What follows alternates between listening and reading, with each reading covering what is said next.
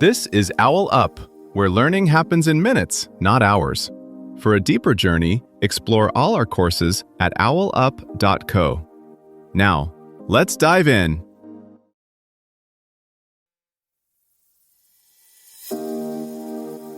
Welcome to Chapter 1 of our series, The Creative Mindset, Unlocking Innovative Thinking.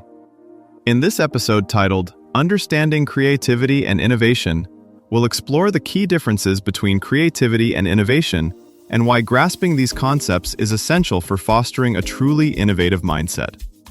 So, let's dive in. A global survey ranks creativity among the top 3 work skills for the next decade. Yet most adults quietly insist, "I'm just not creative." You're leading a meeting, choosing a career move, or scrolling your phone. In each moment, your brain is quietly solving, create or copy. Most people think of creativity as a lightning bolt, rare, random, reserved for geniuses. Yet when you zoom out across history, a different picture appears. The Renaissance wasn't a lucky accident. Neither was the post-war tech boom. Those eras emerged when 3 forces lined up: curious minds, supportive organizations, and cultures that rewarded new thinking instead of punishing it. Right now, those same forces are at play in your daily life and work, whether you notice them or not. Your brain is constantly toggling between free-flowing idea generation and focused evaluation. Your team either amplifies or suffocates those sparks. Your broader environment silently signals what's allowed to be explored.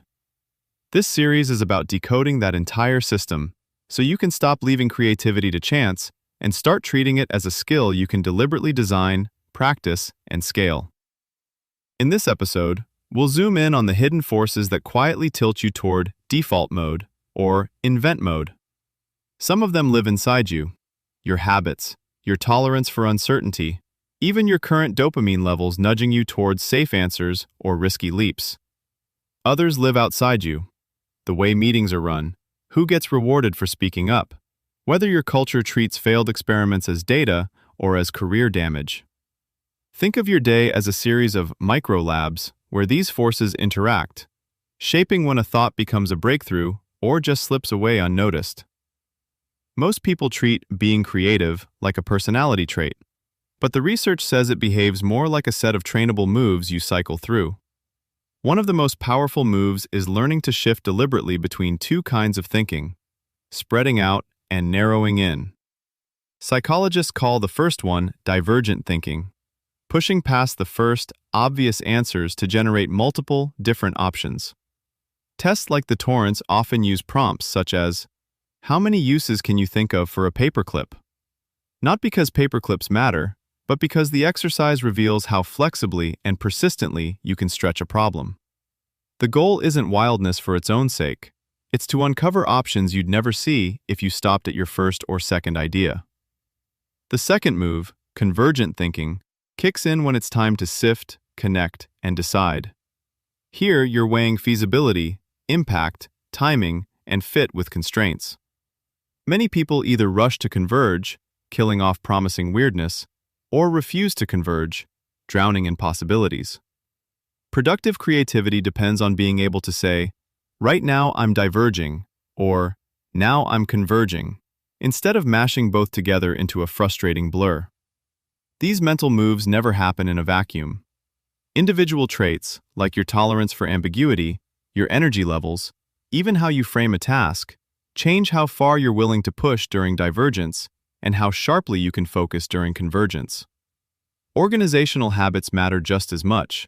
If every suggestion is instantly evaluated in meetings, you're trying to diverge while someone else is forcibly converging. Over time, people simply stop offering unconventional options. Culture adds a third layer. In some settings, questioning inherited methods is admired. In others, it's seen as disloyal or naive. The same idea can be celebrated or buried depending on whether the surrounding norms reward exploration or conformity. That's why 2 teams with similar talent can produce wildly different results. The rules of the game around them either stretch or shrink the space in which their thinking can move. Your challenge this week: Run one small, deliberate experiment with these two modes. In a decision that matters but isn't life or death, separate the phases. Block 15 minutes where the only rule is, list as many options as possible. No judging, no editing, no discussing. Then take a 5-minute break. In a second 15-minute block, switch hats. Now your sole job is to critique, combine, and choose. Notice how this feels compared to your usual all-at-once approach. Where did you get stuck? Where did you surprise yourself? By the end of the week, you're not trying to be more creative in the abstract. You're practicing 2 concrete moves you can control, on demand, in real situations. Think about how this plays out somewhere concrete, like a product team at 3M facing a stale market brief. In the first room, a handful of engineers, marketers, and a sales rep spend a short, rule-free burst tossing out possibilities. Weird codings, new packaging, partnerships no one has tried. No slides, no consensus, just range. In a separate session later, a smaller group returns with a different posture. They rank options against cost, timeline, and strategic fit, combining 2 or 3 rough ideas into one sharper, testable concept. Now zoom into your own context. A solo designer might sketch 5 radically different layouts before allowing themselves to pick fonts. A nurse noticing recurring patient complaints could first list every pattern they've seen on a scrap of paper, then later sit with a colleague to ask, which 2 could we realistically address this month? A coach planning a season might first generate 20 training variations, then converge on the 3 that best fit their athlete's current condition and schedule. In each case, the power comes from protecting space for both moves, instead of letting them collide. In the coming decade, the real differentiator won't be who has the most ideas, but who can repeatedly turn fuzzy hunches into useful change. As routine tasks vanish into software and bots, your ability to reframe problems, cross-pollinate domains, and test rough drafts fast becomes career armor. Cities, companies, even small communities that treat experiments like micro-policies will adapt faster, quietly rewriting the rules while others are still arguing about them. Treat this week as a low-stakes lab. Notice tiny frictions, a clumsy handoff, a confusing email, an awkward routine. Each one is a doorway. Instead of fixing it once, ask, what's a stranger, quicker twist we could trial for 2 days? Like rearranging furniture in a room, you'll start to see how small shifts quietly redesign the way you move through work and life. Before next week, ask yourself, 1.